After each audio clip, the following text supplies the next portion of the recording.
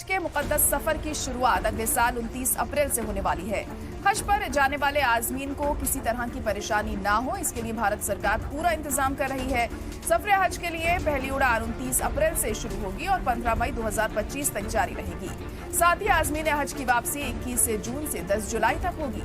अगले साल 2025 में भारत से 1,20,961 आजमीन हज पर जाएंगे। इसमें लखनऊ एयरपोर्ट से 6,143 और दिल्ली से 16,403 और मुंबई से 26,891 आजमीन हज पर जाएंगे। इसके अलावा कोलकाता से 9,288 और हैदराबाद से 9,128 आजमीन जाएंगे। और इतना ही नहीं, पूरे मुल्क में 20 अलग अलग एयरपोर्ट्स से फ्लाइट्स जाएंगी। हर साल की तरह इस साल भी सरकार आजमीन हज के लिए पूरा इंतजाम करने पर जोर दे रही है, ताकि आजमीन को किसी तरह की परेशानी का सामना न करना पड़े।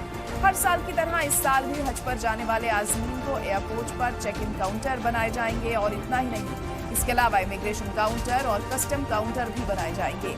पिछले साल हाजियों के लिए जयपुर से टर्मिनल 1 पर 10 चेक इन काउंटर बनाए गए थे। इसके अलावा 10 इमिग्रेशन काउंटर और 8 कस्टम काउंटर भी बनाए गए थे। वहीं बुजुर्गों के लिए अलग से मेडिकल कैंप भी लगाए गए थे।